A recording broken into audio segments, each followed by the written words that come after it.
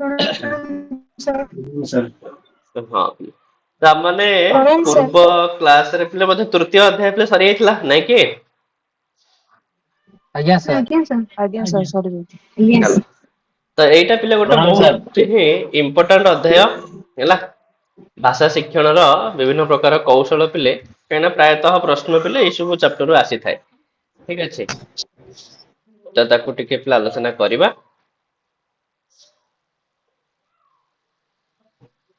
ହେଲା।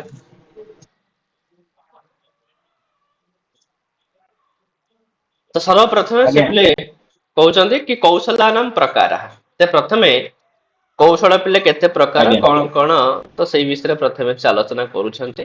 ଆଜ୍ଞା ତ ଭାଷା କାପି ଭବତୁ ସାର୍ ଡିସପ୍ଲେ ଆସୁନି।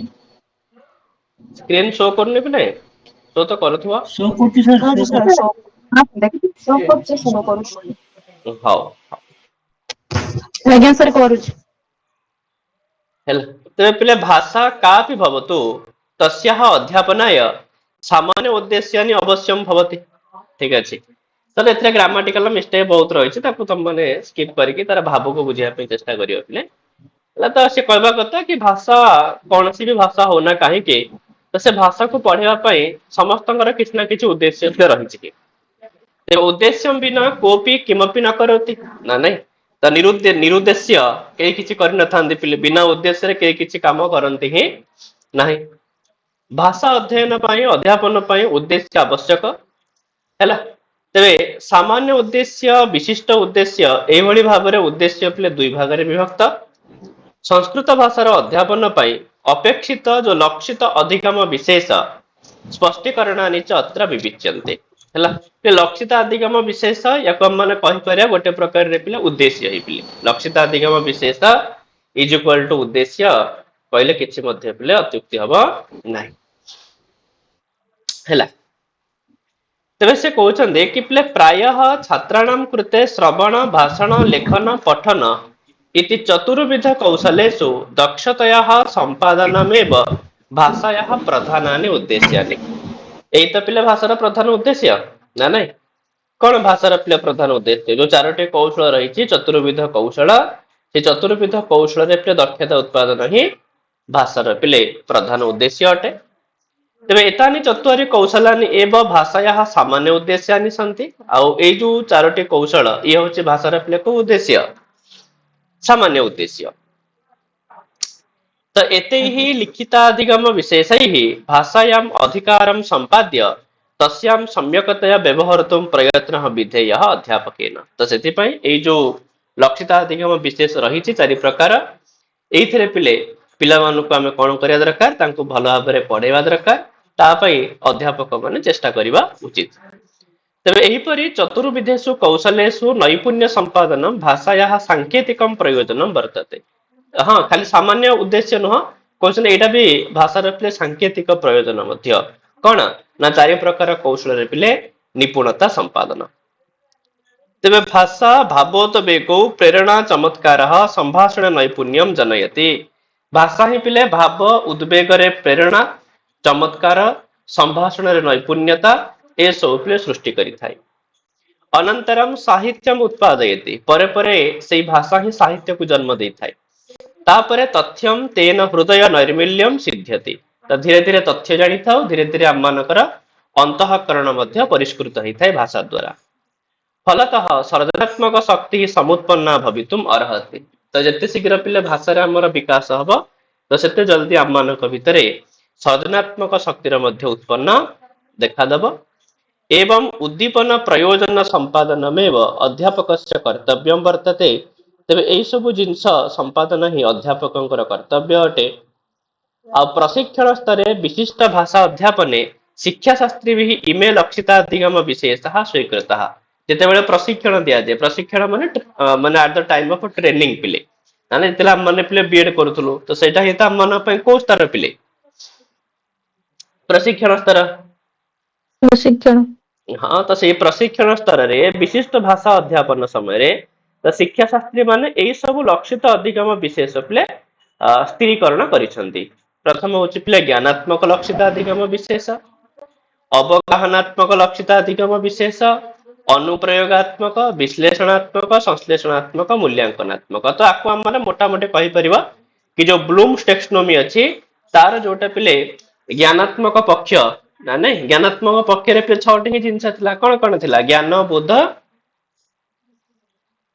प्रयोग प्रयोग संश्लेषण मूल्यांकन ज्ञान बोध मूल्यांकन मूल्यांकन थिला तो एठी भी जस्ट सही कथा ही सेठी कहउछन पिले तो ए होचे लक्षित अधिगम विशेष प्ले स्थिरीकरण करा जाईछि आ संस्कृत अपि इमे लक्षित अधिगम विशेष स्वीकृत हेबो तबे प्रत्येक भाषा रे जेतु एई मानको स्वीकृत करा जाईछि तो संस्कृत रे भी स्वीकार करा जाईछि आ संस्कृत भाषा रे विद्यमान प्रधान लक्षित अधिगम विशेष सेमानकर स्पष्टीकरण एठारे प्रस्तुत करा जाईछि आ सेई जो चतुर्विध कौशल होउछन पिले कोन कोन श्रवण भाषण पठन आ पिले कोन लेखन कौशल लेखन लेखन लेखन लेखन ହେଲା ତ मूलतः विचार ग्रहणम विचार अभिव्यक्ति इत्येतत् द्वयं कस्यापि भाषायाः शिक्षणस्य प्रधानम उद्देश्यम भवति काहेकि ना भाषा शिक्षण रे पिले प्रधान उद्देश्य एया ही तो अटे आमे कहार विचार को बुझी परिबा आमे हम निजर विचार को पिले कहा आगे प्रकट करि परिबा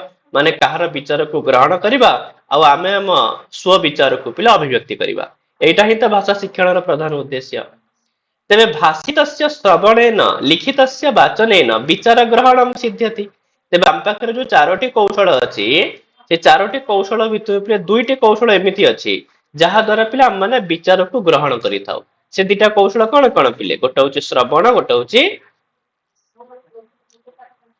पठन पठन अरे पिले पठन हाँ दुईटी कौशल द्वारा हम माने विचार को ग्रहण करिथाउ ना ने सुनी किरी ग्रहण करिथाउ तमे जदि कोन कहूच मु सुनिली तो मु ग्रहण कली अथवा कौन सी जगह रे किछि लेखा आइछि ताकू पढ़ी किरी मु तार विचार को ग्रहण कली तो एई दुईटा माध्यम रे ही विचार को ग्रहण करा जाई परिबो आ बाकी जो दीटा रहिला से दीटा द्वारा पिले विचार को ग्रहण करा जीवनी बरम विचार को पिले कोन करा जीवो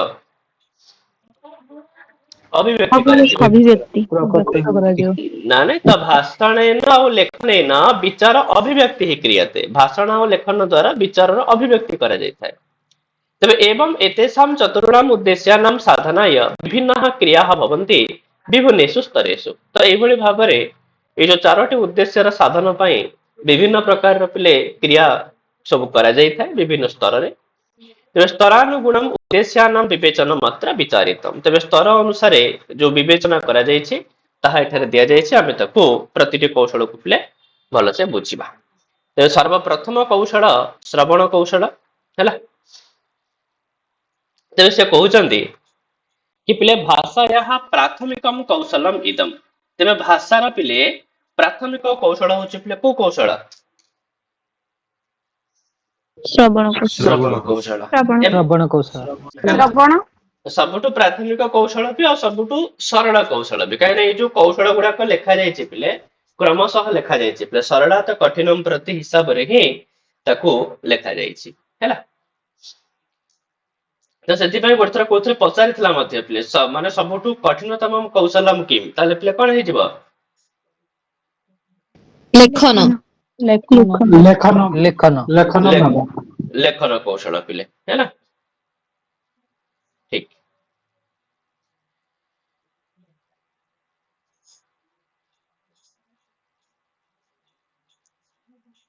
गोटे मिनिट ठीक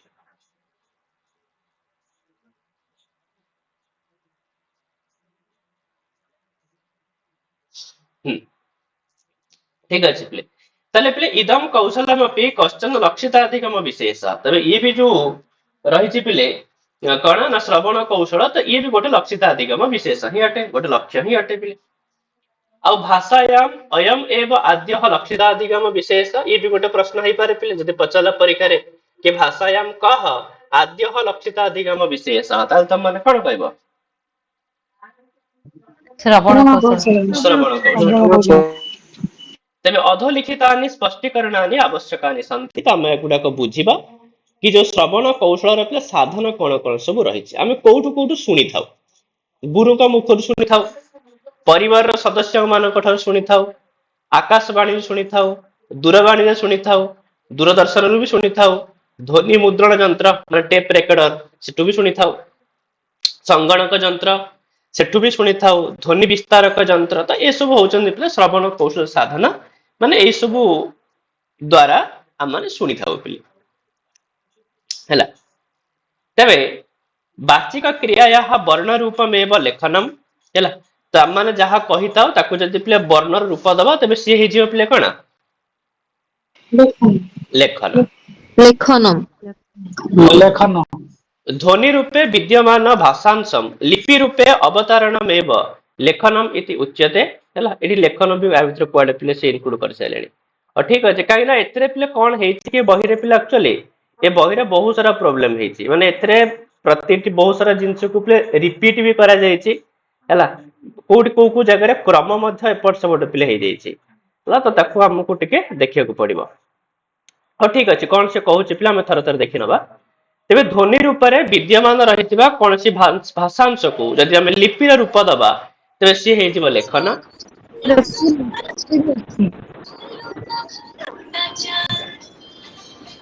होला पिले सर एठी लेखन को थोड़ी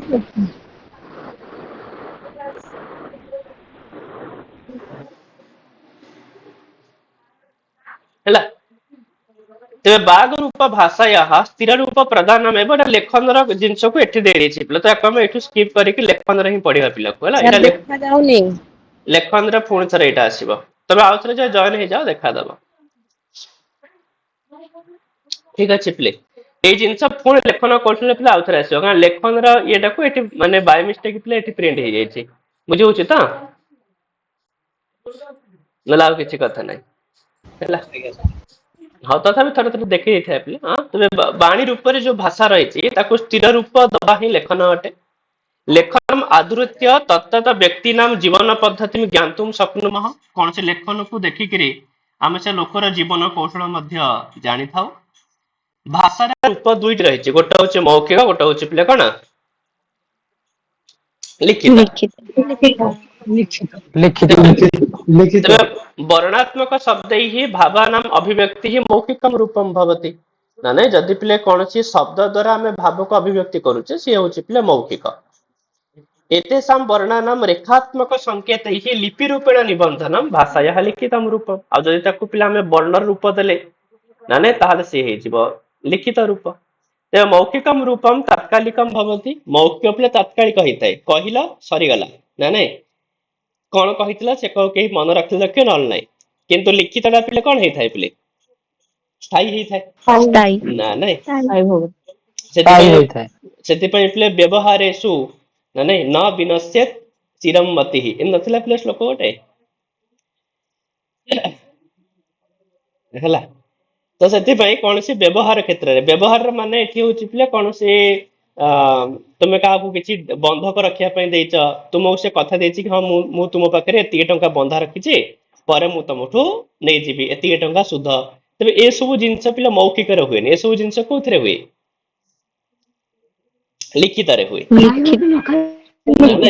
ए सब कहीं लिखित को पिला कहे पचरे पिले मना करें तो लिखित स्थायी होता है मौखिक तु प्रत्यक्ष विद्यमान जनान एवं बोधयति मौखिक तुम सामने जे ठिया है केवल ताको ही बुझे परिबो किंतु लिखितटा पिले देशांतरे कालांतरे विद्यमान अपि जनान बोधयति किंतु लिखितटा पिले देश देशांतर रे ना नहीं माने कालांतर रे मध्य लोकन को से बुझे परिबो ना नहीं महाकवि कालिदास पे लेखि पढैतिले आज भी आमे ताको पढी करी बुझुसे ना एणु स्पष्ट सुंदर अक्षर लेखन भाषा अध्ययन रे पिले प्रमुख अंग अटे होला हौ तो ये है गला पिले श्रवण कौशल तापर क्षेत्र को पिले भाषण कौशल पिले कौन कहउचंदी ना एही कौशल ऊपर लाइन हां हेलो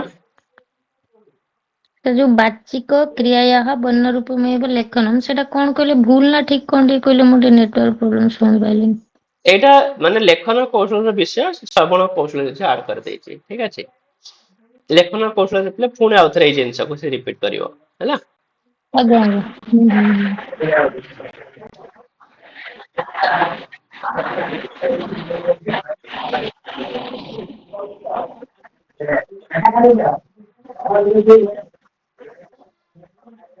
चलो तापर पिले भाषण कौशल स्पीकिंग स्किल तो इदम कौशलम छात्राणाम द्वितीय लक्षिताधिगम विशेषः। अरे पिले कार अनम्यूट अछि ହେଲା। जितेंद्र चलो जीतू अनम्यूट करो म्यूट करो ହେଲା ତ इदम बहुत डिस्टरबेंस होची। कौशलम छात्राणाम द्वितीय लक्षिताधिगम विशेषः। ତାହେଲେ ଏଇ ଯୋଉ ଭାଷଣ କୌଶଳ ଇଏ ହଉଛି ପିଲେ ଦ୍ୱିତୀୟ ଲକ୍ଷିତାଧିଗମ ବିଶେଷ ବୋଲି ଆମେ ଆକୁ କହିବା। ତେବେ ବାଗ ରୂପମ ଭାବ ପ୍ରକଟନମେବ ଭାଷଣମ୍। ତେବେ ଭାଷଣର ଗୋଟେ ଭଲ ଡେଫିନେସନ ଦେଇଛନ୍ତି ଏଠି ଯେ ପିଲେ ବାଣୀ ରୂପ ଆଉ ପିଲେ ଭାବକୁ ପ୍ରକଟ ଯାହା ଦ୍ୱାରା କରାଯାଇଥାଏ ସିଏ ହଉଛି ପିଲେ କଣ ଭାଷଣ। ତେବେ ପରିସର ପ୍ରଭାବେଣ ଆଧାରେଣ ବା ଭାଷଣ ଶକ୍ତି ହିଁ ଜାୟତେ ବର୍ଦ୍ଧତେ च। ଅବଭିୟସଲି ତମେ ଯୋଉ ପରିବେଶରେ ରହୁଛ ମାନେ ତୁମ ଚାରି ପାଖରେ ଲୋକମାନେ ଯେମିତି ଅଛନ୍ତି ତ ସେମାନଙ୍କର ପ୍ରଭାବ ପିଲେ ଆମମାନଙ୍କର ଭାଷଣ ଉପରେ ପଡିଥାଏ। ଠିକ ଅଛି ତ ସେଇ ହିସାବରେ ଆମମାନଙ୍କର ଭାଷଣ ଶକ୍ତି ମଧ୍ୟ ଜାତ ହେଇଥାଏ ଆଉ ମାନେ ବଢିଥାଏ। ଯେହେତୁ ଶ୍ରବଣ କୌଶଳ ଅନନ୍ତରम ଅସ୍ୟ କୌଶଲସ୍ୟ ପ୍ରାଧାନ୍ୟମ अस्ति। ଯେହେତୁ ଶ୍ରବଣ କୌଶଳ ପରେ ପରେ ଏହି କୌଶଳର ପ୍ରାଧାନ୍ୟ ଅଛି। ଆମେ ଯାହା ଶୁଣୁ ତାହା ହିଁ କହିଥାଉ। ତ ଏହା ସମ୍ପାଦନ କରିବା ପାଇଁ ନିମ୍ନଲିଖିତ ସ୍ପଷ୍ଟୀକରଣ ଗୁଡିକ ସାମାନ୍ୟ ଉଦ୍ଦେଶ୍ୟ ଆଉ ତାକୁ ଆଶ୍ରୟଣୀୟ ଅଟନ୍ତି ତାକୁ ଆମମାନେ ଦେଖିବା ଉଚିତ। ତ ଇଦମ କୌଶଲମ ଛାତ୍ରାଣାମ ଦ୍ୱିତୀୟ ସେଇ ଜିନିଷ ଦେଖୁଛ ନା ପିଲେ ବାରମ୍ବାର ଏଇ ଜିନିଷ ନା ଏଇ ବହିରେ ତମକୁ ଏଇ ଜିନିଷ ଦେଖିବାକୁ ମିଳିବ ପିଲେ ହେଲା। ବହୁତ ସାରା ଜିନିଷ ବହୁତ ସାରା ରିପିଟ ହେଇଥିବ ପିଲେ। ଠିକ ଅଛି ତାହେଲେ ଏ ପର୍ଯ୍ୟନ୍ତ ରିପିଟ ହେଇଛି ପିଲେ ସେମ ହିଁ କଥା। ତେବେ ଭାଷଣ କୌଶଳର ପିଲେ କଣ କଣ ସବୁ ଉଦ୍ଦେଶ୍ୟ ରହିଛି ତାକୁ ତମମାନେ ଦେଖିବ। ଏଇଟା ମଧ୍ୟ ଏଇ ଯୋଉ ଗତ ଥର SSD ରେ ମଧ୍ୟ ପିଲେ ପଡିଥିଲା ଏ ଭିତରୁ ହେଲା। ତେବେ ଭାଷଣ କୌଶଳର ଉଦ୍ଦେଶ୍ୟ ସେ କହୁଛି ଅଚାମ ହଲାମ ସ୍ପଷ୍ଟତୟା ଭାଷଣମ। କାହିଁକି ନା ଭାଷଣରେ ପିଲେ ଆମମାନେ ବର୍ଣ୍ଣକୁ ଠିକ ଭାବରେ ଉଚ୍ଚାରଣ କରିବା ଦରକାର। ଆଉ ବର୍ଣ୍ଣ ମାନଙ୍କୁ ତ ପିଲେ ଦୁଇ ଭାଗରେ ବିଭକ୍ତ କରାଯାଇଛି ସ୍ୱର ବର୍ଣ୍ଣକୁ ଆଉ ପିଲେ କଣ ବ୍ୟଞ୍ଜନ ବର୍ଣ୍ଣ। ବ୍ୟଞ୍ଜନ ବର୍ଣ୍ଣ। ବ୍ୟଞ୍ଜନ ବର୍ଣ୍ଣ। ବ୍ୟଞ୍ଜନ ବର୍ଣ୍ଣ ତେବେ ସ୍ୱର ବ୍ୟଞ୍ଜନ ବର୍ଣ୍ଣ ବର୍ଣ୍ଣ ସ୍ୱର ସାର୍ ଏ ଯୋଉ ଅଚାଙ୍ଗ ହଲମ ମାନେ ଯୋଉ ଅଚ ଆଉ ହଳ ସେଇ ମାନେ ସେଇଟାକୁ ବୁଝଉଛି ତ? ହଁ ଅଚ ମାନେ ହଉଛି ପିଲେ ସ୍ୱର ବର୍ଣ୍ଣ ହଲ ମାନେ ହଉଛି ପିଲେ କୋଉ ବର୍ଣ୍ଣ ବ୍ୟଞ୍ଜନ ବ୍ୟଞ୍ଜନ ବର୍ଣ୍ଣ। ବର୍ଣ୍ଣ। ବ୍ୟଞ୍ଜନ ବର୍ଣ୍ଣ। ଠିକ ଅଛି ପିଲେ ତ ଏଇ ସବୁ ବର୍ଣ୍ଣ ମାନଙ୍କର ଆମେ ଠିକ ଭାବରେ ଉଚ୍ଚାରଣ କରିବା। ଅଳ୍ପ ପ୍ରାଣ ମହାପ୍ରାଣ ଭେଦମ ପ୍ରଦର୍ଶ୍ୟ ଭାଷଣମ। ଅଳ୍ପ ପ୍ରାଣ ମହାପ୍ରାଣ ଭିତରେ ଡିଫରେନ୍ସ ରଖିକିରି ଆମେ ମାନେ ଭାଷଣ କରିବା ଦରକାର। ତାପରେ ପିଲେ ୱ ବ ନ ଣ ସ ସ ସ ଏଇ ସବୁ ମାନଙ୍କର ଉଚ୍ଚାରଣ ସମୟରେ ତାରତମ୍ୟକୁ ଭଲ ଭାବରେ ଜାଣିକିରି ଉଚ୍ଚାରଣ କରିବା ଦରକାର। କାହିଁକିନା ଏସବୁରେ ବହୁତ ସାରା ମିଷ୍ଟେକ ହେଇଥାଏ ନା ନାଇଁ। ତା ସହିତ ସମବେଗେନ ଭାଷଣମ ସ୍ୟାତ୍। ଭାଷଣ କଲା ବେଳେ ପିଲେ ଉଚିତ ବେଗ ମଧ୍ୟ ରହିବା ଦରକାର। ଆଉ ଭାଷଣମ ସନ୍ଦର୍ଭୋଚିତମ ଯଥା ସ୍ୟାତ୍ ତଥା ସମ୍ପାଦନମ। ଭାଷଣ ଯେମିତି ଯୋଉ ଟପିକ ଉପରେ ଆଲୋଚନା ହଉଛି ତ ସେଇ ଟପିକ ରିଲେଟେଡ ହେଇଥିବା ଦରକାର ହେଲା। ଅବିଚ୍ଛିନ୍ନମ ଭାଷଣମ ଯଥା ସ୍ୟାତ୍ ତଥା ସମ୍ପାଦନମ। ଯେମିତି ଆମେ ଗୋଟେ ମାନେ ବିନା ରୋକଟୋକରେ ନିରବଚ୍ଛିନ୍ନ ଭାବରେ କହିପାରିବା ସେଭଳି ଆମ ଭିତରେ ବିକାଶ କରିବା ଦରକାର। ଗଦ୍ୟ ପଦ୍ୟର ପିଲା କୋଉ ନମ୍ବରଟା ଏଇ ଯୋଉ ଅବିଚ୍ଛିନ୍ନ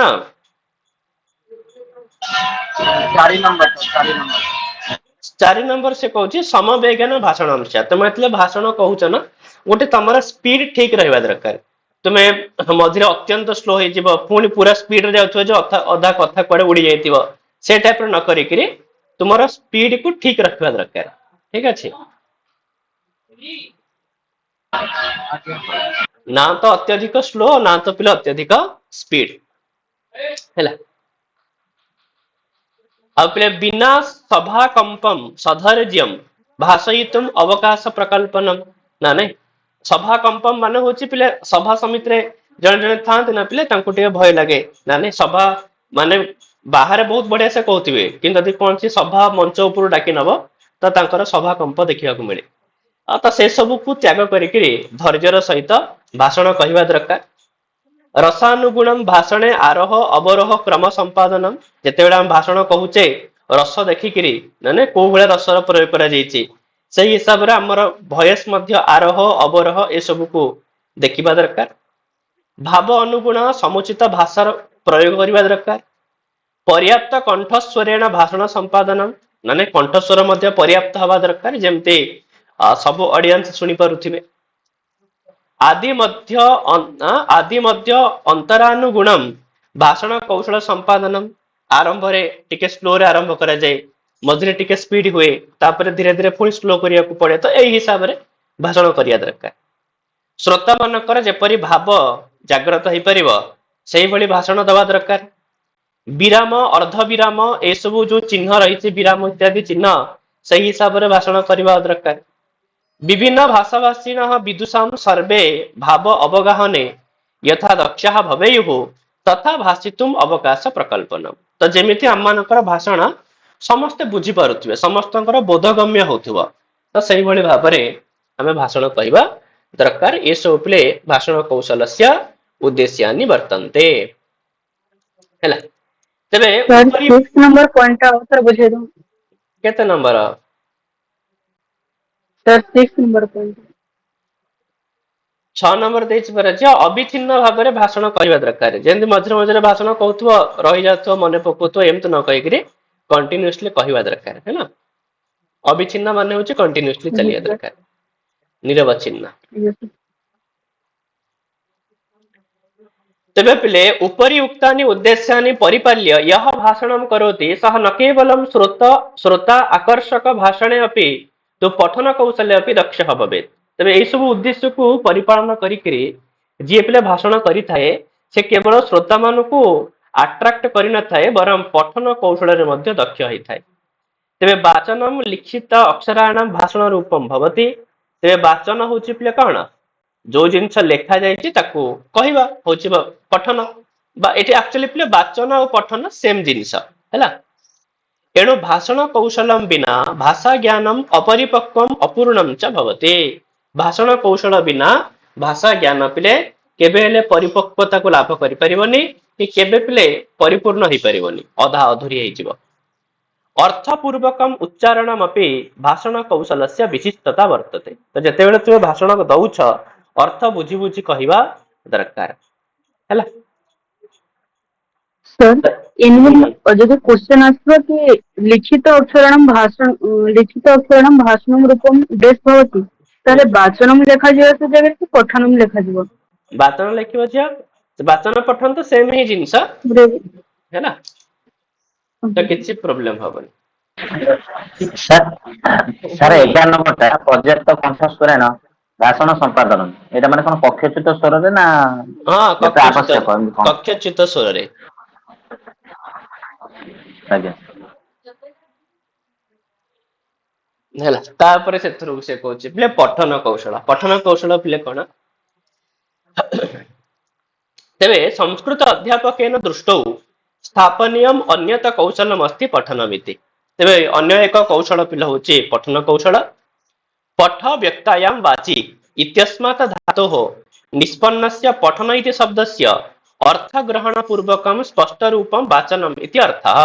मन रखियो पिले एला से कथा ही से कहला पिले अर्थ ग्रहण पूर्वक स्पष्ट रूप वाचनम एव पठनम हैला। पठन शब्द रे पिले पठ धातु को प्रत्यय हेछि ल्यूट प्रत्यय हैला। तो पठ धातुर अर्थ होछि पिले पठ व्यक्तायां वाचि माने पठ धातुर अर्थ होछि पिले स्पष्ट भाव रे पढिबा हैला।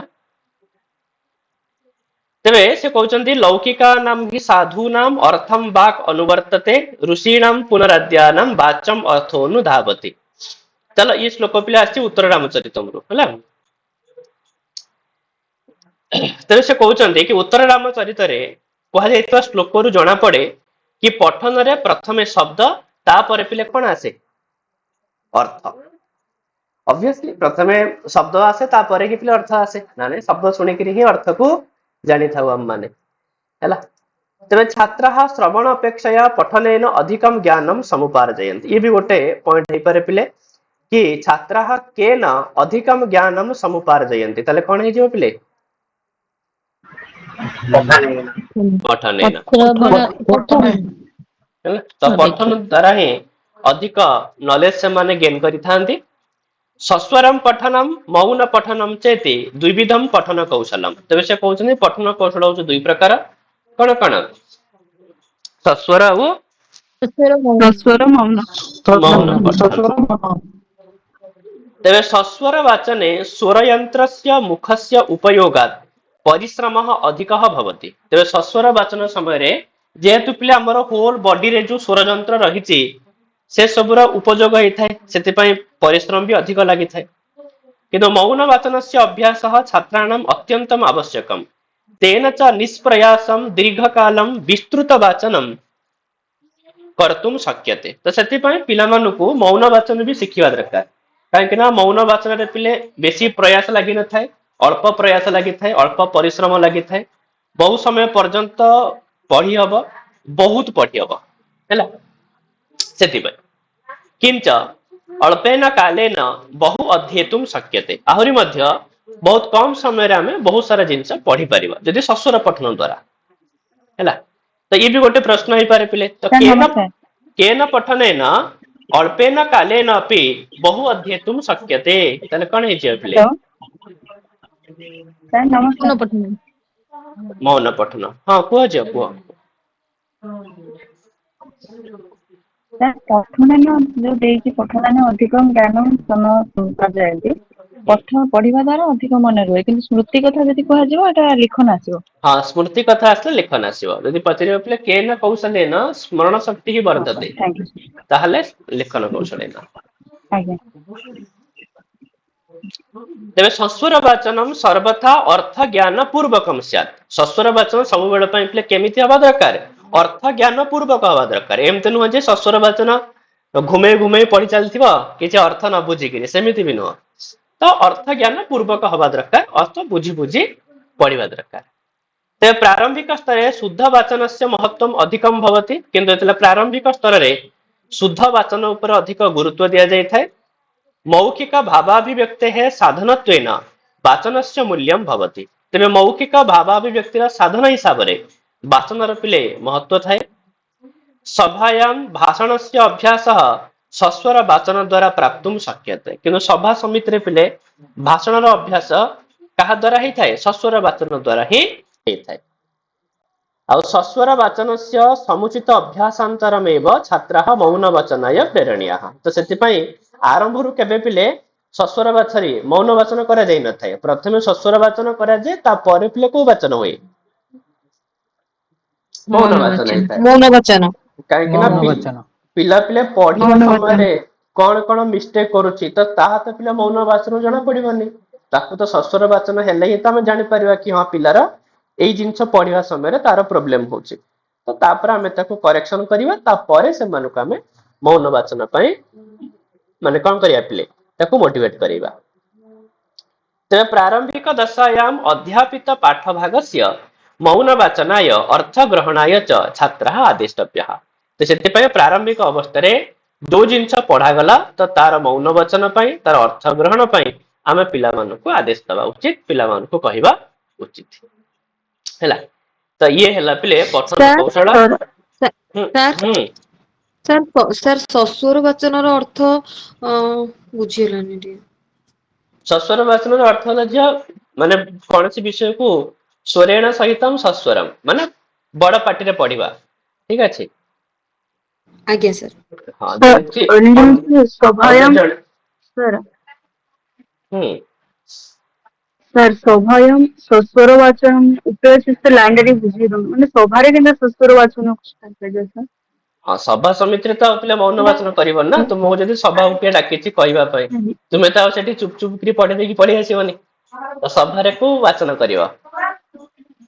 ଶ୍ୱଶୁର ବାଚନ ମାନେ ଯାହା ଫଳରେ ସଭାରେ ବସିଥିବା ବାକି ସମସ୍ତେ ଶୁଣିପାରିବେ ହେଲା। ମାନେ ମୁଁ ଗୀତ ଟାଇପ ର ଏନ୍ତା ବୁଝିଥିଲି।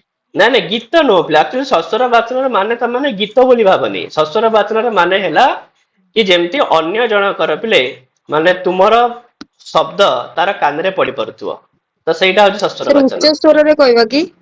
ଉଚ୍ଚ ସ୍ୱର ବି ନୁହଁ ପିଲେ, ଅଡିବୁଲ। ଶ୍ୱଶୁରର ମାନେ ଅଛି ପିଲେ ଅଡିବୁଲ ହବା ଦରକାର, ମାନେ ଶ୍ରବଣ ଯୋଗ୍ୟ ହବା ଦରକାର। ସେ ହଉଛି ଶ୍ୱଶୁର ବାଚନ ହେଲା। ଠିକ ଅଛି। शुद्धता थिबा दरकार। ହଁ ଶ୍ୱଶୁର ବାଚନ ମାନେ ଅନ୍ୟ ଜଣେ ତୁମର କଥାକୁ ଯେମିତି ଶୁଣି ପାରୁଥିବ। ତୁମେ ପଢୁଛ ଜଣେ ଶୁଣି ପାରୁଛି ୟାର ମିନ୍ସ କି ତୁମେ କୋଉ ବାଚନ କରୁଛ ଶ୍ୱଶୁର ଶ୍ୱଶୁର ବାଚନ। ବାଚନ। ପାଟିକି ଏମିତି କଷା କରିଦଉ। ଆଉ ମୌନ ବାଚନ ହଉଛି ପିଲେ ଏଇଭଳିଆ ବାଚନ ଯୋଉ ବାଚନ ତୁମ ବିନା ଆଉ କେହି ଶୁଣିପାରିବେ ନାହିଁ ହେଲା।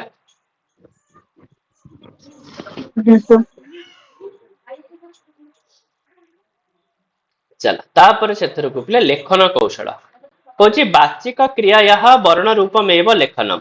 ଏ ସବୁ ଜିନିଷ ଆମେ ରିପିଟ ହେଲା କି ନାଇଁ ପିଲେ ସେଥିର ବି ପଡିଥିଲା ଏଇ ଜିନିଷ ହିଁ ସବୁ ପିଲେ। ଧ୍ୱନି ରୂପରେ ବିଦ୍ୟମାନ ଭାଷାଂଶକୁ ଲିପି ରୂପରେ ଅବତାରଣ କରିବା ଲେଖନ।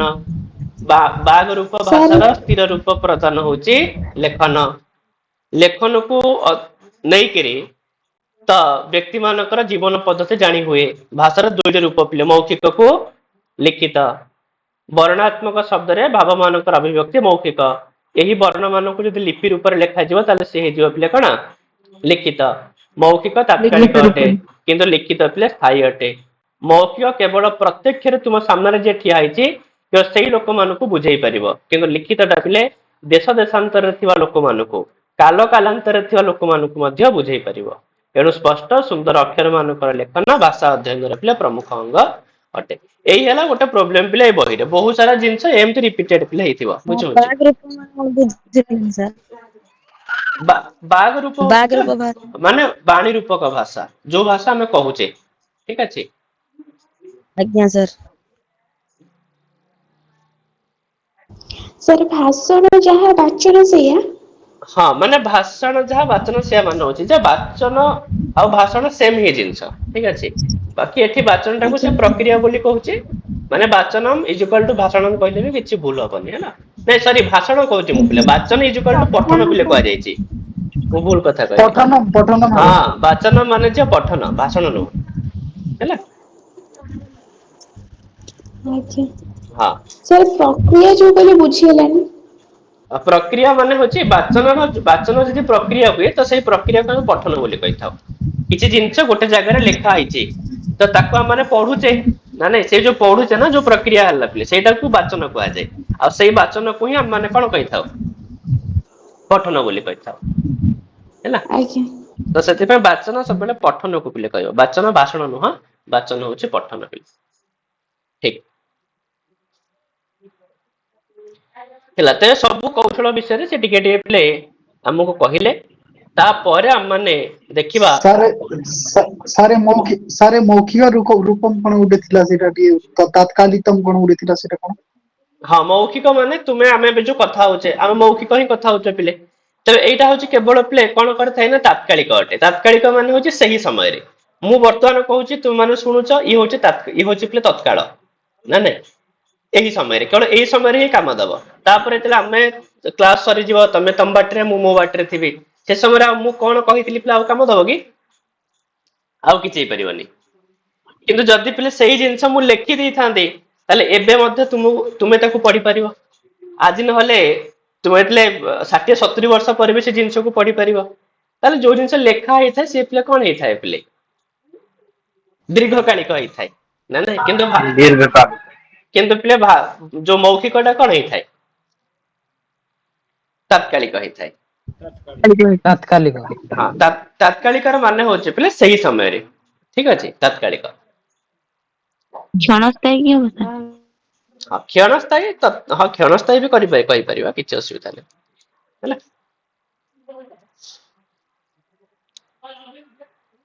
ଚାଲ ତାପରେ ପିଲେ କହୁଛନ୍ତି କି ଯୋଉ ଶ୍ରବଣ ଆଉ ପଠନ ଏଇ ଦୁଇଟି ହଉଛି ପିଲେ ଗ୍ରହଣଶୀଳତା ନାଇଁ କି ପିଲେ ଆମର ଯୋଉ ଗ୍ରହଣାତ୍ମକ କୌଶଳ ଭିତରେ ଦିଟା ହିଁ ଯାଉଛି ନା ପିଲେ କଣ କଣ ଶ୍ରବଣକୁ ଆଉ କଣ ପଠନ ପଠନ ପଠନ ସାର୍। ପଠନ ଶ୍ରବଣକୁ ଆଉ ପଠନ ପିଲେ। ତାହେଲେ କହୁଛନ୍ତି ପିଲେ କି ଅଖିଲ ଭୂମଣ୍ଡଲେ ଯତ୍ର କୁତ୍ରାପି ନିବସନ୍ତଃ ଜନାଃ ରାଜନେତାରଃ ଶିକ୍ଷକः ବା ଶିକ୍ଷା ଇତି ଶବ୍ଦସ୍ୟ ପ୍ରୟୋଗଂ କୁର୍वन्ति। କୌଶଲେ କୁଶଲତା ଭବତି ପଠନ ଶିକ୍ଷଣ କ୍ଷେତ୍ରେ ତସ୍ୟ ଶିକ୍ଷଣସ୍ୟ ମହତ୍ୱം ଅଧିକଂ ବର୍ତ୍ତତେ ୟସ୍ୟ ସମ୍ପାଦନ ବିଭିନ୍ନ କୌଶଲैଃ କ୍ରିୟତେ। ଠିକ ଅଛି ତ ପ୍ରାୟତଃ ସମସ୍ତେ ପିଲେ ଶିକ୍ଷା ଶବ୍ଦର ପ୍ରୟୋଗ କରିଥାନ୍ତି କହିବାର ମାନେ ହେଲା। ଆଉ କୌଶଳରେ ପିଲେ କୁଶଳତା ହବା କି ପ୍ରକୃତ ଶିକ୍ଷା ଅଟେ। ଆଉ ପଠନ ଶିକ୍ଷଣ କ୍ଷେତ୍ରରେ ପିଲେ ତ ପଠନ ଶିକ୍ଷଣର ମହତ୍ଵ ଅଧିକ ଅଟେ, ଯାହାର ସମ୍ପାଦନ ବିଭିନ୍ନ କୌଶଳ ଦ୍ୱାରା କରାଯାଇଥାଏ। ଏହି ସବୁ କୌଶଳ ଦ୍ୱାରା ପିଲେ ଶିକ୍ଷଣस्य ବିକାଶ ଭବତି। ଆମର ଯୋଉ 4 ପ୍ରକାର କୌଶଳ ଅଛି ତାରି ଦ୍ୱାରା ହିଁ ପିଲେ ଶିକ୍ଷଣର ବିକାଶ ହେଇଥାଏ। ଆଉ କୌଶଳ ସମ୍ପନ୍ନ ଅଧ୍ୟାପକ ଛାତ୍ରେଷୁ କୁଶଳତାମ୍ ଉତ୍ପାଦୟିତୁಂ ସମର୍ଥः ଭବତି। ଆଉ ଯଦି ଅଧ୍ୟାପକ ପିଲେ କୌଶଳ ସମ୍ପନ୍ନ ହେଇଥିବ, ଅଧ୍ୟାପକ ଯଦି ନିଜେ ସବୁ କିଛି କୌଶଳ ଜାଣିଥିବ, ତାହେଲେ ହିଁ ତ ସେ ପିଲାମାନଙ୍କ ଭିତରେ ମଧ୍ୟ କୁଶଳତାକୁ ପିଲେ ଉତ୍ପାଦନ କରିପାରିବ ହେଲା। ତ ସେ ଯାହା ବି ହଉନା କାହିଁକି, ତ ଏଥିରେ ସେ ବର୍ତ୍ତମାନ ସେ କହୁଛନ୍ତି କି ଯୋଉ ଶ୍ରବଣ କୌଶଳ ପିଲା ଅଛି, ତ ୟାର ଗ୍ରହଣଶୀଳତା ଏସବୁ ନିମ୍ନଲିଖିତରେ ବର୍ଣ୍ଣନା କରାଯାଇଛି। ସର୍ବପ୍ରଥମେ ପିଲା ଅଚ ହଲ ବର୍ଣ୍ଣାନା ସେଠି ମଧ୍ୟ ଗ୍ରହଣଶୀଳ ଗ୍ରହଣଶୀଳତାର ମାନେ ହଉଛି ଯେ ଏଇ 2ଟି କୌଶଳ ଦ୍ୱାରା ଆମେ ଭାବକୁ ଗ୍ରହଣ କରିଥାଉ। ସେଥିପାଇଁ ଶ୍ରବଣ ଆଉ ଭାଷଣ ପାଖରେ ଗ୍ରହଣଶୀଳତା ଅଛି। ବୁଝିବ? ଆଜ୍ଞା ଆଜ୍ଞା। ଚାଲ ତ ଇଏ ବି ଗୋଟେ ଥର ପରୀକ୍ଷାରେ ପଚାରିଥିଲା, SSB ରେ ଇଏ ବି ଆସିଥିଲା କି ଶ୍ରବଣର ଗ୍ରହଣଶୀଳତା ଭିତରେ କୋଉଟା ଯାଉଛି କୋଉଟା ଯାଉନି। ତ ୟାକୁ ବି ଟିକେ ଲକ୍ଷ୍ୟ ରଖିଥିବ ପିଲେ ହେଲା। ତେବେ ଅଚ ହଲ ମାନେ ସ୍ୱର ବର୍ଣ୍ଣ ବ୍ୟଞ୍ଜନ ବର୍ଣ୍ଣ ଭିତରେ ଭେଦ ଜ୍ଞାନ, ଆଭ୍ୟନ୍ତର ବାହ୍ୟ ପ୍ରୟତ୍ନରେ ମଧ୍ୟ ଭେଦ ଜ୍ଞାନ ହେଲା। ତାପରେ ବର୍ଣ୍ଣ ମାନଙ୍କର ମୁଖାତ ବହି ନିଷ୍କ୍ରମଣାତ ପୂର୍ବମେବ ମୁଖେ ಯಹ ಯತ್ନଃ ಭವತಿ ସହ ଆଭ୍ୟନ୍ତରଃ। ଆଉ ବର୍ଣ୍ଣାନାମ ମୁଖାତ ବର୍ଣ୍ଣ ନିଷ୍କ୍ରମଣ ସମୟେ यह यत्नଃ भवति सह ବାହ୍ୟ ପ୍ରୟତ୍ନ। କାହିଁକି ନା ପ୍ରୟତ୍ନର ମାନେ ହଉଛି ଚେଷ୍ଟା। ଆଉ ସେ କହିବା କଥା କୌଣସି ବି ବର୍ଣ୍ଣ ଯେତେବେଳେ ଆମ ମୁହଁରୁ ପିଲେ ବାହାରୁଛି, ତା ପୂର୍ବରୁ ପିଲେ 2ଟା ଚେଷ୍ଟା ହେଇଥାଏ। ଗୋଟେ ପିଲା ଆଭ୍ୟନ୍ତର ପ୍ରୟତ୍ନ ହେଇଥାଏ, ଆଉ ଗୋଟେ ପିଲା କୋଉ ପ୍ରୟତ୍ନ ହେଇଥାଏ? ତ କୌଣସି ବର୍ଣ୍ଣ ଯେତେବେଳେ ଆମ ମୁଖରୁ ବାହାରକୁ ବାହାରିନି, ତା ପୂର୍ବରୁ ପିଲେ ଯାହା ବି ଚେଷ୍ଟା ହେଇଥାଏ ସେ ହଉଛି ଆଭ୍ୟନ୍ତର ପ୍ରୟତ୍ନ। ଆଉ ମୁଖରୁ ବାହାରିବା ସମୟରେ ଯୋଉ ଚେଷ୍ଟା ହେଇଥାଏ ସେ ହଉଛି ବାହ୍ୟ ପ୍ରୟତ୍ନ। ତା ସହିତ ଅଳ୍ପ ପ୍ରାଣ ମହାପ୍ରାଣ ଭିତରେ ମଧ୍ୟ ଭେଦ ଜାଣିବା। ରୁଲ ରୁ ୟାଙ୍କ ଭିତରେ ମଧ୍ୟ ବିଲକ୍ଷଣ ଉଚ୍ଚାରଣକୁ ଅନୁସ୍ମରଣ କରିବା। ବର୍ତ୍ତମାନ ତ ବ୍ୟବହାର ନାହିଁ ପିଲେ ରୁ ର। ଆଉ ପଞ୍ଚସୁ ବର୍ଗେଷୁ ବିଦ୍ୟମାନାନାମ୍ ଅନୁନାସିକାନାମ୍ ଅନନୁନାସିକ ବର୍ଣ୍ଣାନାମ୍ ଉଚ୍ଚାରଣ ଭେଦ ଜ୍ଞାନ ପ୍ରଦର୍ଶନମ୍। ଆମର 5ଟି ବର୍ଗରେ ପିଲେ କେତୋଟି ଅନୁନାସିକ ବର୍ଣ୍ଣ ଅଛନ୍ତି? 5ଟି। 5ଟି। ନାଇଁ ତ ସେ ସବୁ ଅନୁନାସିକ। ଆଉ ବାକି ଯୋଉ ରହିଲେ ପିଲେ କେତୋଟି? 20ଟି। ସେ ହଉଛନ୍ତି ପିଲେ ଅନନୁନାସିକ। ଅନୁନାସିକ। ଅନୁନାସିକ। ହଁ, ତ ସେ ସବୁର ଉଚ୍ଚାରଣ ଭେଦ ଜାଣିବା। ସ ସ ସ ଜ୍ଞ ଇତି ବର୍ଣ୍ଣାନାମ୍ ଉଚ୍ଚାରଣେ ଧ୍ୱନି ଭେଦ ଅନୁସରଣ। ତ ୟାକୁ ଯେତେବେଳେ ଉଚ୍ଚାରଣ କରୁଛେ ସେତେବେଳେ ଟିକେ ଧ୍ୟାନ ଦବା। କ୍ଷ କ୍ଷ ଷ୍ଟ ଚ ଚ ଛ ଏଭଳି ସଂଯୁକ୍ତ ଅକ୍ଷର ମାନଙ୍କର ଉଚ୍ଚାରଣ ସମୟରେ ମଧ୍ୟ ଧ୍ୱନିକୁ ଜାଣିବା। ଗଦ୍ୟ ପଦ୍ୟ ପଠନରେ ମଧ୍ୟ ଭେଦକୁ ଜାଣିବା। ବିରାମ ଅର୍ଦ୍ଧବିରାମ ଯେତେବେଳେ ଆମେ କରୁଛେ ସେ ସମୟରେ ମଧ୍ୟ ଠିକ ଭାବରେ ଭେଦକୁ ଜାଣିବା।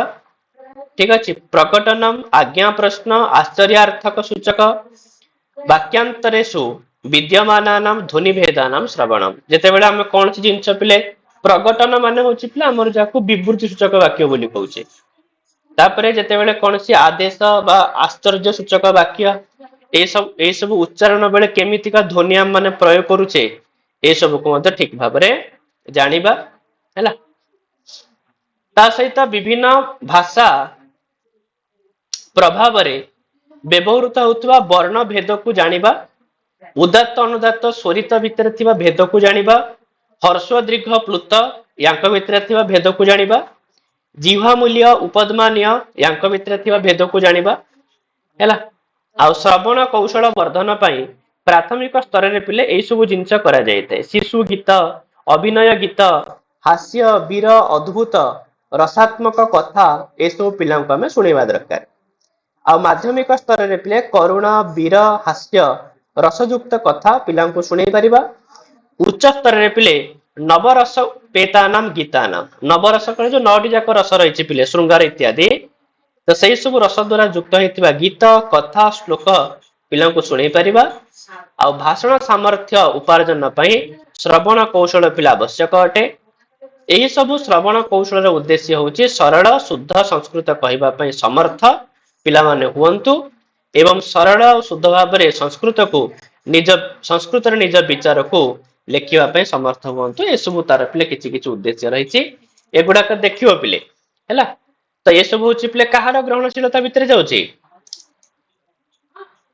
श्रवण श्रवण कौशलस्य ଶ୍ରବଣ हैला पठन तापर वर्तमान पिले पठन कौशल रे पिले ग्रहणशीलता विषय रे से कहउछन्ते कि पठन कौशल रे भितर पिले कोन सब ग्रहणशीलता रहिछि ताकू हम माने देखिबा ये कहउछि पिले ध्वनि लिपिर स्पष्ट संबंध रहिछि से भली भाबरे पढ़िया उचित माने ध्वनि लिपिर कहिबार माने होछि पिले जहा लेखा जाइछि ताहा ही पढ़िया दरकार भूल भाल पढ़िया उचित नुह अर्थ अवगाहन पूर्वक पढ़िबा पई अवकाश दबा दरकार कक्षोचित स्वरेण पठनम जेतेबेले शिक्षक पिले आदर्श वाचन करूछन्ती से समय पिले को स्वर रे पढ़िया दरकार कक्षोचित स्वर रे पढ़िया दरकार आउ अविच्छिन्नतया पठनम माने निरवच्छिन्न भाव में पढ़िबा दरकार विभिन्न भाषागत चिन्ह उदात्त अनुदात्त स्वरित अनुसारे पढ़िबा दरकार गद्य पद्यर गति को देखिकरी पढ़िबा दरकार आंगिक अभिनयस्य अपेक्षया वाचिक अभिनयस्य प्राधान्यम प्रदाय पठनम ना नहीं माने बेसी कोन पिले बॉडी लैंग्वेज न रखिकरी वाचिक अभिनय प्रति प्राधान्य देवा दरकार हमर जो नाटक रे पिले अभिनय चारि प्रकार नहीं पिले आंगिक वाचिक वाचिक आहार्य सात्विक हाँ सात्विक आहार्य हैला तापर से कहूँ पढ़िबा समय एमिति पढ़िबो कि व्याघ्री यथा हरेत पुत्रान दंष्ट्राभ्याम नच पीड़येत भीता पतन भेदाभ्याम तदवत वर्णान प्रयोजयेत एटा पिले कोथुर आछि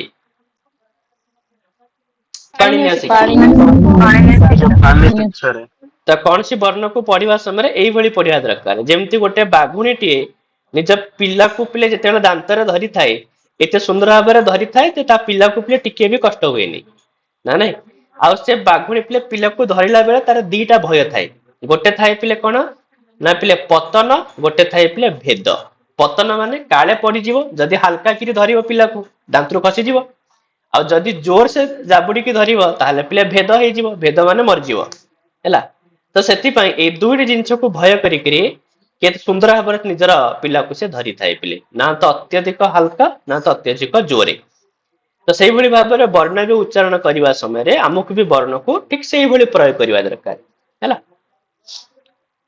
तो जेउ भली भाबरे पतन आ भेद को डरी करी व्याघ्री पिले सावधानतया निज पिला मन को दांतरे धरी अन्य जगह को नहीं थाए सेही परि वर्ण मानकर उच्चारण समय रे हमकु भी जागरूकतार सहित उच्चारण करबा दरकार हैला तत्र शैथिल्य व्याघातम बा कुरिया ना तो अत्यधिक शिथिलता ना तो पिले अत्यधिक व्याघात माने पूरा शिथिलता न हो कि जोर से माने वर्ण को एकदम संधि कर देवा जे कुआडा पिले वर्ण लोप हो जिवो एमिति भी नुह तबे उच्चारित वर्ण नाम करते सदैव सावधान भवे तबे जो वर्ण तुम उच्चारण करूछ ता पई सावधान हेकरी वर्ण को उच्चारण करबा दरकार तबे एई सब को स्पष्टीकरण को मन रे रखी जे पढ़ी थाए से ही पठन कौशल रे दक्ष होई थाए एई भली भाबरे श्रोता आकृष्ट भवे से मध्य श्रोता मानकु भी आकृष्ट करि पारि थाए हैला तापर सेतुरु को से कहउचंदी कि जो पठन बा जो वाचन या पई पिले कोन कोन सब शिक्षण विधि सब रहिछि पिले तबे से कहउचंदी कि वाचन शिक्षणे प्रधानतः त्रयः विधयः सन्ति पिले तीनोटी विधि अछि तीनोटी विधि कोन कोन गोटे हला पिले वर्णमाला विधि शब्द शिक्षण विधि तापर होछि पिले को शिक्षण विधि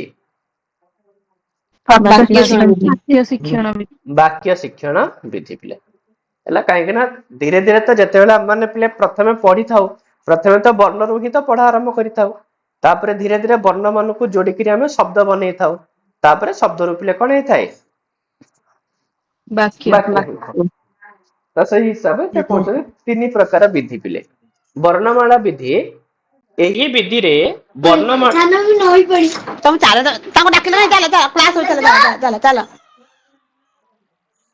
हैला पिले तबे पिले एही विधि रे वर्णमाला को जेउ क्रम रे वर्ण माने पढ़ा जानती जेमति कि स्वर व्यंजन सेमानकर बोध परे परे प्रथमे तो स्वर वर्ण पिले पढ़ा जाए तापरे व्यंजन वर्ण अभ्यास करा जाए तापरे पिले को वर्ण संयुक्त अक्षर हैला ଆଉ ତାପରେ ଯାଇକରି ପଦ ବାକ୍ୟ ଏସବୁର ଶିକ୍ଷଣ ପିଲେ କ୍ରମଶଃ ହେଇଥାଏ। ତେବେ ସଂସ୍କୃତ ବର୍ଣ୍ଣମାଳା ଅତ୍ୟନ୍ତ ବୈଜ୍ଞାନିକ ଅଟେ। ଏଠାରେ ସ୍ୱର ବ୍ୟଞ୍ଜନ ଯେଉଁଭଳି ଭାବରେ ଲେଖା ଯାଇଥାଏ ସେଇଭଳି ଭାବରେ ହିଁ ପଢା ଯାଇଥାଏ। ଏଣୁ ବର୍ଣ୍ଣମାଳା ଶିକ୍ଷଣେନ ସ୍ୱରଯନ୍ତ୍ରସ୍ୟ ନିୟମିତ ପ୍ରଶିକ୍ଷଣ ଭବତି। ଯଦି ବର୍ଣ୍ଣମାଳା ଶିକ୍ଷଣ ଦିଆଯିବ ତାହେଲେ ଆମ ଭିତରେ ଯୋଉ ସ୍ୱର ଯନ୍ତ୍ର ରହିଛି ତାର ମଧ୍ୟ ପିଲେ ବିକାଶ ହେଇପାରିବ, ସିଏ ମଧ୍ୟ ପ୍ରଶିକ୍ଷିତ ହେଇପାରିବ। କେମିତି ଉଚ୍ଚାରଣ କରିବ କଣ କରିବ ତାର ବି ଅଭ୍ୟାସ ହେଇଯିବ। ତାପରେ ପିଲେ ଶବ୍ଦ ଶିକ୍ଷଣ ବିଧି। ତେବେ ସାର୍ଥକ ଶବ୍ଦାନାମ ଶିକ୍ଷଣ କ୍ରିୟତେ, ଯୋଉଥିରେ ଆମେ ଏଭଳି ଶବ୍ଦ ମାନଙ୍କୁ ଶିଖିଥାଉ ଯୋଉମାନେ ସାର୍ଥକ ଅଟନ୍ତି। ଛାତ୍ର ପ୍ରଥମେ ଶବ୍ଦ ମାନଙ୍କୁ ଉଚ୍ଚାରଣ କରିଥାଏ। ଏହା ହେଉଛି ବିଦୁଷାମ ସମ୍ମତ ଅୟମ ବିଧି। ତେବେ ବିଦ୍ୱାନ ମାନଙ୍କର ସମ୍ମତ ଅଟେ ଏହି ଶବ୍ଦ ଶିକ୍ଷଣ ବିଧି। ଆଉ ପିଲେ ବାକ୍ୟ ଶିକ୍ଷଣ ବିଧି, ଏହି ବିଧି ସର୍ବୋତ୍ତମ ମନୋବୈଜ୍ଞାନିକ ସ୍ୟାତ୍ ହେଲା। ତବେ ଇଏ ବି ଗୋଟେ ପ୍ରଶ୍ନ ହେଇପାରେ ପିଲେ, ମନେକର ପରୀକ୍ଷାରେ ପଚାରିଦବ ଏତେଷୁ ବିଧିଷୁ କହ ବିଧି ସର୍ବୋତ୍ତମ ମନୋବୈଜ୍ଞାନିକ, ତାହେଲେ ପିଲେ କଣ ହେଇଯିବ? ବାକ୍ୟ ଶିକ୍ଷଣ ବିଧି। ବାକ୍ୟ ଶିକ୍ଷଣ ବିଧି।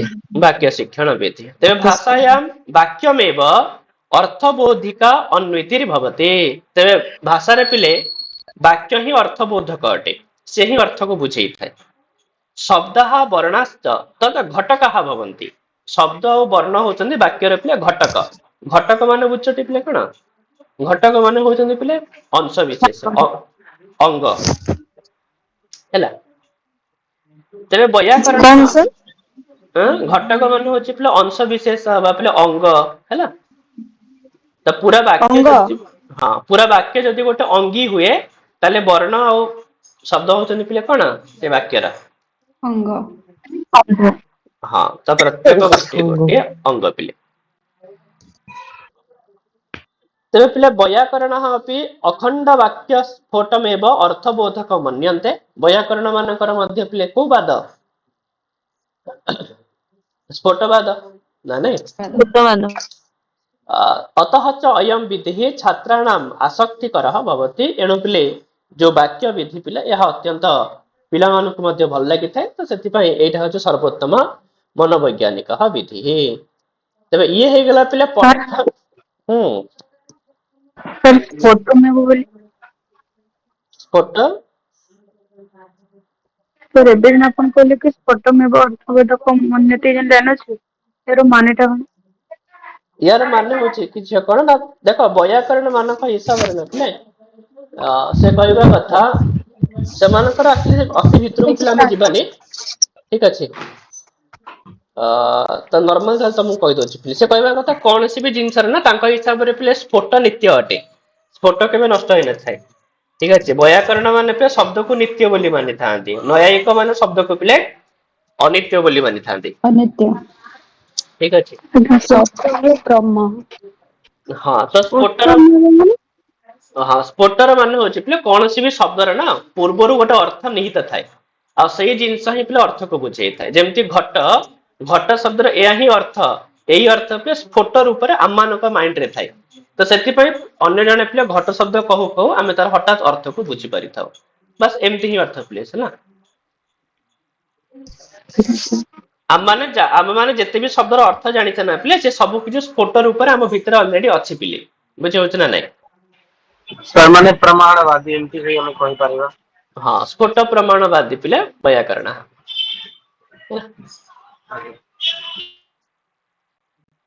ଚାଲ ତ ସେଥିପାଇଁ ଏ ବିଧି ପିଲେ ଅତ୍ୟନ୍ତ ମନୋବୈଜ୍ଞାନିକ ଅଟେ।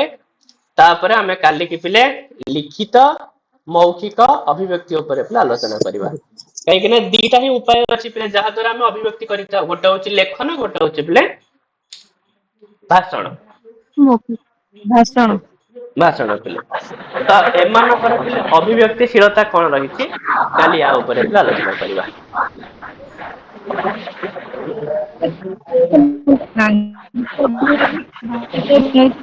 ବୁଝିପାରିଲିନି। ସାର୍ ବ୍ୟାକରଣ ପ୍ରଣାମ ସାର୍ ପ୍ରଧାନ ଉଦ୍ଦେଶ୍ୟ ଉଦ୍ଦେଶ୍ୟକୁ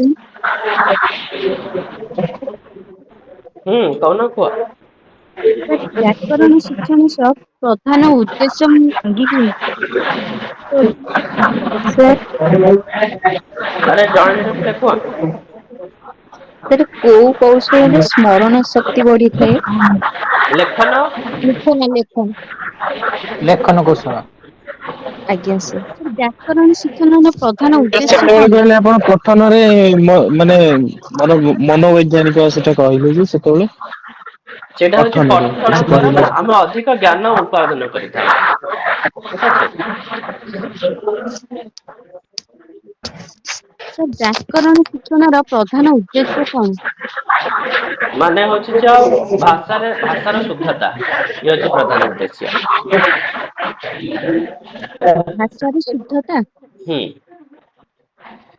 ଶବ୍ଦ ଭଣ୍ଡାରରେ ବୃଦ୍ଧି ହେଇପାରିବ କି? ନାଇଁ ବ୍ୟାକରଣ ଦ୍ଵାରା ଶବ୍ଦ ଭଣ୍ଡାରର ବୃଦ୍ଧି ହେଇନଥାଏ।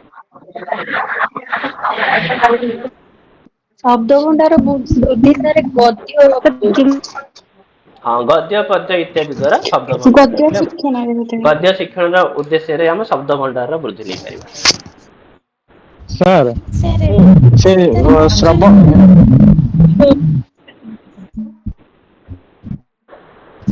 ବାଚନର ପଠନ ହେଲା ତାହେଲେ ପଠନର ଭେଦ ଯୋଉ ଦୁଇ ପ୍ରକାର ଅଛି ସେ କଣ ବାଚନର ଭେଦରେ ବି ଯାଇପାରିବ? ହଁ ଆମେ ବି ତ କହିଥାଉ ନା ସସ୍ୱର ବାଚନ ମୌନ ବାଚନ ବୋଲି କହିଥାଉ। ଆଜ୍ଞା ସାର୍ ପଠନ ଭେଦ ବି ହେଇପାରିବ? ମୌନ ହଁ ପଠନ ସସ୍ୱର ଆଉ ପଠନ ସସ୍ୱର ମୌନ ପଠନ ବି ତ କହିଥାଉ ନା ନାଇଁ। ତ ସସ୍ୱର ବାଚନ କୁହ କି ସସ୍ୱର ପଠନ କୁହ ସେମ ହିଁ ତ ଜିନିଷ ପିଲେ।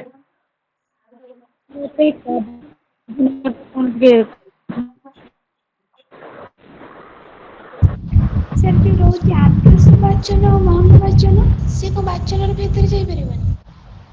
ଆଦର୍ଶ ବାଚନ ଅନୁବାଚନ ସେଟା ବି ପ୍ରକ୍ରିୟା ସେଟା କିଛି ଭେଦ ନୁହଁ।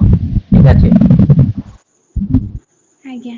ଆଦର୍ଶ ବାଚନ ଅନୁବାଚନ ହଉଛି ସସ୍ୱର ବାଚନର ଅଂଶ ବିଶେଷ। ସାର୍ ପଠନ ଆଉ ଲେଖନ ଦିଟା ମଧ୍ୟରୁ ମାନେ ମନୋବୈଜ୍ଞାନିକ କୋଉଟା ସେଟା ଟିକେ ଡିଫାଇନ ଟିକେ କରନ୍ତୁ ସାର୍।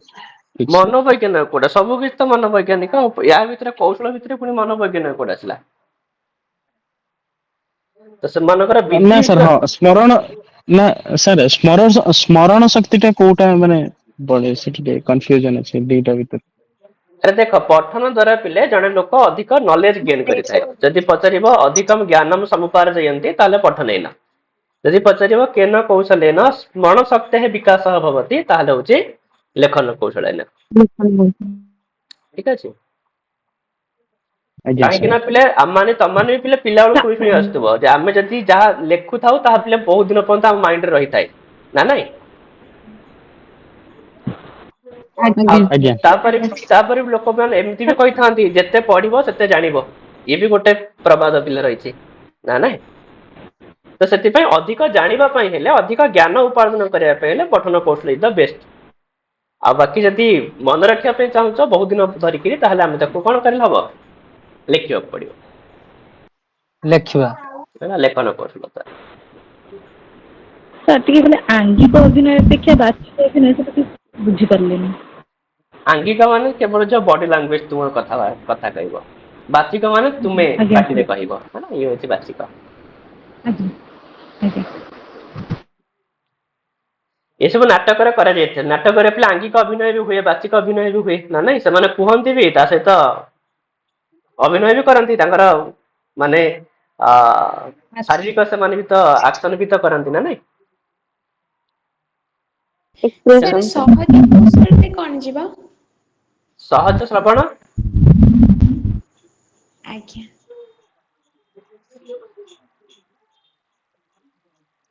ହଉ ପିଲେ ଠିକ ଅଛି କାଲିକି ଆମେ ଏଇଠୁ ଦେଖିବା ଆଉ ଲିଖିତ ମୌଖିକର ପିଲେ ଅଭିବ୍ୟକ୍ତିଶୀଳତା କଣ ରହିଛି ଆଉ ହେଲା। ସାର୍